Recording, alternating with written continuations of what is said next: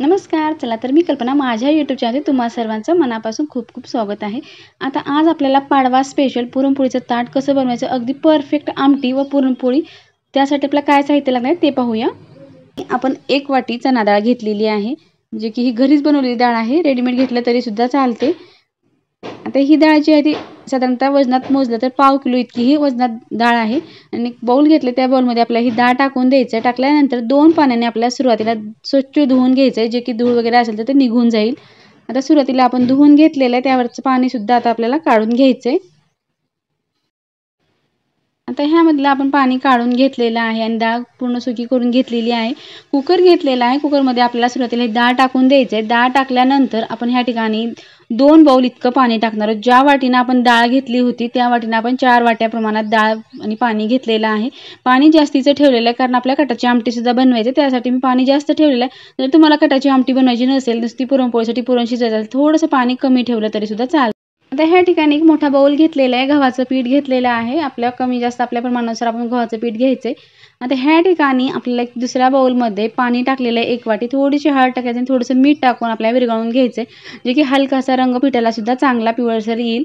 आता ही सुरुवातीला आपल्याला पाणी टाकून मळून घ्यायचंय. नंतर कमी पडलेलं पाणी आपण साधंच पाणी टाकून घट्ट, जर नेहमी जसं आपण पीठ मळतो त्या पद्धतीनेच थोडं थोडं पाणी टाकून आपल्याला पीठ सैलसर मळून घ्यायचं. जास्त चपातीला जसं मळतो तसं घट्ट मळायचं नाही, थोडं सैलसर आपण ह्या ठिकाणी पीठ मळून घेत आहोत.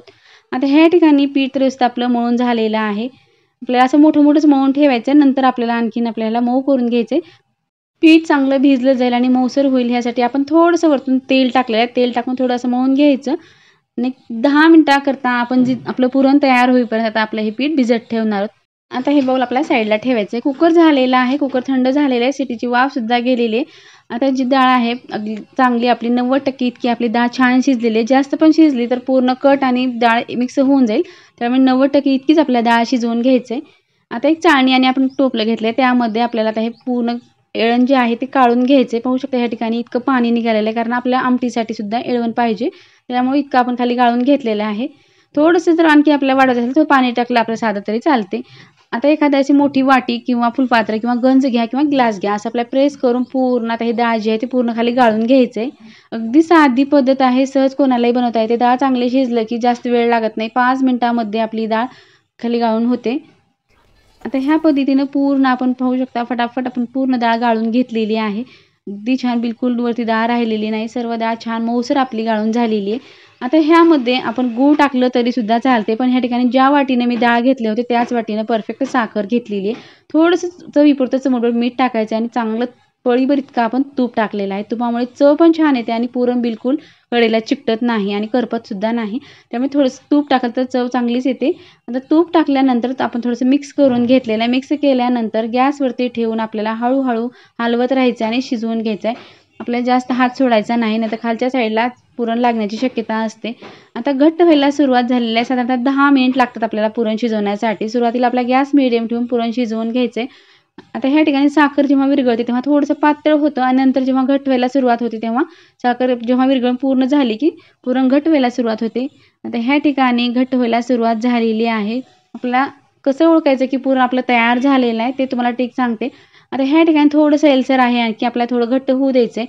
जेव्हा की पळीनं आपण जेव्हा उचलून धरतो पुरणाला, तेव्हा एकदम पटकन पुरण पडलं नाही पाहिजे, तेव्हा समजायचं की पुरण अगदी छान तयार झालेलं आहे. तुम्हाला दाखवते. आता ह्या ठिकाणी पुरण आपलं छान तयार झालेलं आहे, तुम्हाला उचलून दाखवलं लक्षात येत असेल. अगदी पटापट असं पुरण पडत नाही, तेव्हा समजायचं की पुरण छान तयार झालं आहे. पोळी अगदी छानच येऊन जाईल, छान होईल आणि पोळी बिलकुल फुटणार नाही, पुरण बाहेर येणार नाही. आता ह्या ठिकाणी तुम्हाला पाहताच लक्षात येत असेल, बिलकुल कढईला पुरण चिकटत नाही, अगदी छान मऊसर आपलं एकदम छान पुरण तयार झालेलं आहे. आता आपण ह्या ठिकाणी गॅससुद्धा बंद केलेला आहे, कारण पुरण तयार झालेलं आहे. आता आपल्याला कढई गॅसवरून खाली काढून घ्यायचं आहे. आता घेतल्यानंतर एक 10 मिनिटाकरता आपण असंच ठेवलेलं होतं. आता नंतर आपल्याला हे पुरण काढून एका बाउलमध्ये काढून घ्यायचं आहे.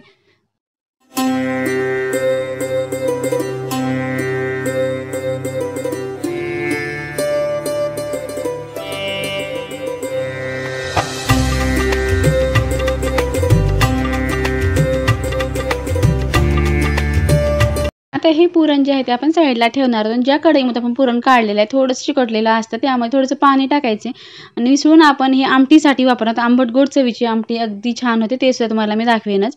आता ह्या ठिकाणी आपण कट जे आहे ते साईडला ठेवलेलं होतं, त्या त्या ठिकाणी आपण जे कट साईडला ठेवलं होतं त्यामध्ये पाणी थोडंसं टाकून आपण वाढवून घेतलेलं आहे आणि कट तयार झालेला आहे आमटीसाठी। आता ह्या ठिकाणी एक कांदा घेतलेला आहे, तो कट करून घ्यायचा किंवा तुम्ही डायरेक्ट गॅसवरती भाजून घेतला तरी सुद्धा चालतो, पण ह्या ठिकाणी आपण लांब आकारामध्ये असा कांदा कट करून घेणार आहोत। हव्या त्या आकारामध्ये छोट्या मोठ्या आकारात कट करून घेतलं तरी सुद्धा चालते। आता ह्या ठिकाणी कांदा कट करून झाला, गॅसवरती आपण तवा ठेवला, त्यामध्ये 2 चमचे इतकंच आपण तेल टाकून घेतलेलं आहे। तवा चांगला गरम झाल्यावर आपण तेल टाकून घेतल्यानंतर कांदा जो आहे तो आपला गॅस मिडियम ठेवून चांगलं भाजून घ्यायचं आहे। रंग बदलेपर्यंत आपण ह्या ठिकाणी कांदा जो आहे तो भाजून घेणार आहोत। अगदी नेहमीपेक्षा वेगळी आणि कमी वेळामध्ये सोपी पद्धत आहे, सहज कोणालाही बनवता येते। आता कांदा आपला चांगला भाजेपर्यंत आपण ह्या ठिकाणी लसूण वाटून घेणार आहोत। भाजण्यासाठी वेळ लागतो, गडबड करायची नाही, त्यावरती आपण गॅसवरती कांदा ठेवलेलाच आहे आणि लसूण सुद्धा ह्या ठिकाणी आपला ठेचून झाले की कांदा सुद्धा भाजून झाला। प्लेटमध्ये आता आपण कांदा जो आहे तो काढून घेणार। ह्यापेक्षा जास्त भाजला तर खूप काळा रंग येतो, त्यामुळे आपण आता ह्या ठिकाणी कांदा काढून घेतला आहे। त्याच तव्यावरती आपण थोडंसं घेतलेलं खोबरं टाकून घेतलेलं आहे किंवा तुम्ही अख्खं खोबरचे तुकडे टाकले तरी सुद्धा चालतात। थोडंसं रंग बदलेपर्यंत खोबरं सुद्धा आपल्याला असंच भाजून घ्यायचं आहे।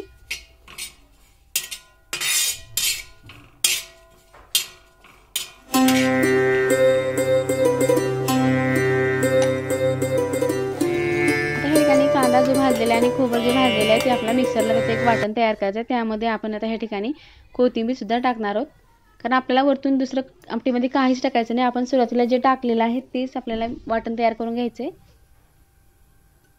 ह्या ठिकाणी गॅसवरती आपण कढई ठेवलेली आहे, कुठलंही भांडं ठेवलं तरी सुद्धा चालते। तेल चांगलं कडकडीत गरम झालं की 1 चमचा इतकी मोहरी टाकलेली आहे, 1 चमचा इतके जिरे टाकायचे। जिरे मोहरी छान तडतडली जे आपण ठेचून घेतलेला लसूण होता तो टाकून दिलेला आहे। लसूण तळण्या अगोदरच आपण ह्या ठिकाणी जे आपण वाटण तयार केलं ते वाटण आता आपण ह्यामध्ये टाकलेलं आहे, कारण चांगलं तेलामध्ये तळलं जाईल, त्यामुळे लसूण कच्चा असताना लसूण जास्त तळल्यानंतर जर आपण टाकलं तर खूप लवकर करपलं जातं, त्यामुळे थोडं कच्चा असतानाच आपण ह्या ठिकाणी वाटण टाकलेलं आहे।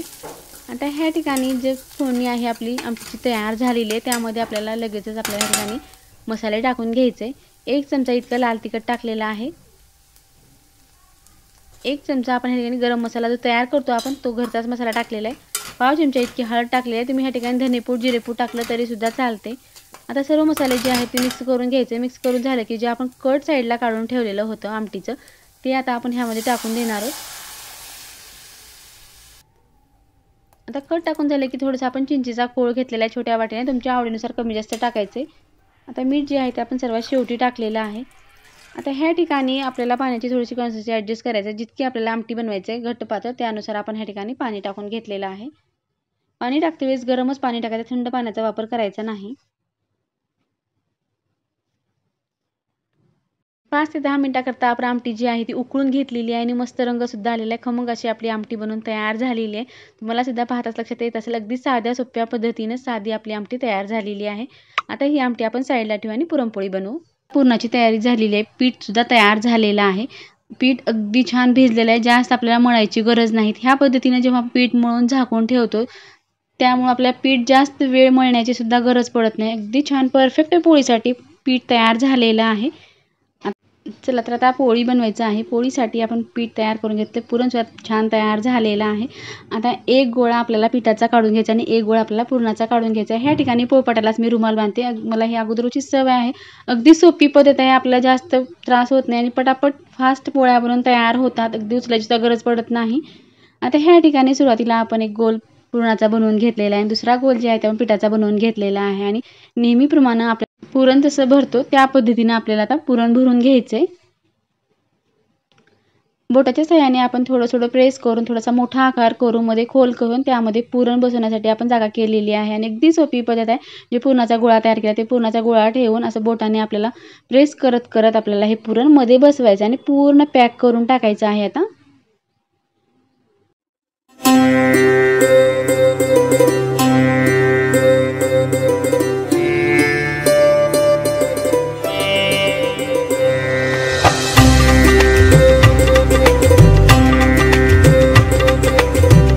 व्यवस्थित पोळी बनवण्यासाठी तयार झालेला आहे, बिलकुल पुरण बाहेर येत नाही। आता सोप्या पद्धतीने आपल्याला पोळी लाटून घ्यायचे। पोळी लाटते वेळेस आपल्याला हलक्या हाताने पोळी लाटायची, जास्त प्रेस करून आपल्याला ही पोळी लाटायची नाही। पीठ आणि पुरण जेव्हा चांगलं जमतं त्यामुळे पुरण बाहेर येत नाही आणि पोळी छान पटापट लाटली जाते। आणि बिलकुल पुरण बाहेर येत नाही आणि फक्त आपल्याला पोळपाट फिरवायचा आहे, पोळीला उचलायचं सुद्धा नाही. एका हाताने आपण आपल्या साईडला जेव्हा लाटत लाटत पोळी मोठी करतो, अगदी छान पोळी मोठी झालेली आहे आणि पातळ जशी हवी तशी आपण बनवू शकतो. आता ह्या ठिकाणी पोळी लाटून झाली आहे. गॅसवरती आपण तवा ठेवला, तवा छान गरम झाला की पोळी टाकून द्यायचे. आता पोळीला जेव्हा बबल्स येतात तेव्हाच आपल्याला पोळी उलटायचं, लगेच आपल्याला उलटायची नाही. आता पाहू शकता ह्या ठिकाणी चांगले बबल्स आले तेव्हाच आपण ही पोळी उलटलेली आहे. आणखीन छान पोळी टम्म फुगली जाते. नंतर आपल्या फुगल्यानंतरच तेल लावायचं आहे. जर पोळी फुगण्याच्या आधी आपण तेल लावलं तर पोळी इतकी छान फुगत नाही. त्यामुळे नंतरच तेल लावा किंवा तूप लावलं तरीसुद्धा चालते. आता दोन्ही साईडनं आपल्याला तेल किंवा तूप लावून छान खमंग अशी आपल्याला पोळी खरपूस शेकून घ्यायचे. आता ह्या पद्धतीनं आपण फटाफट पोळ्या बनवून घेणार आहोत.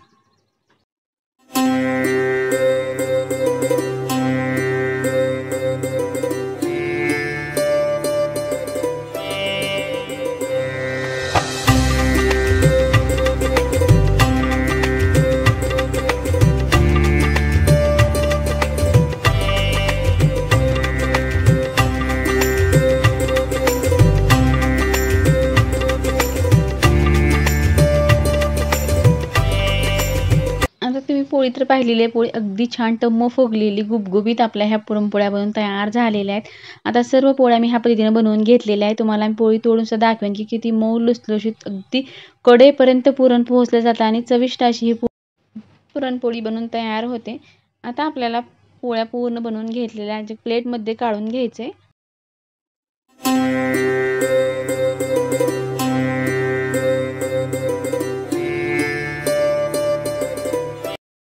आता ह्या ठिकाणी आपण सर्व पोळ्या बनवून घेतल्या आहेत. तुम्हाला मी पोळी तोडून सुद्धा दाखवते आणि अगदी तुपासोबत खाण्यासाठी मऊ लुसलुशीत भन्नाट आपली ही पोळी बनवून तयार झालेली आहे.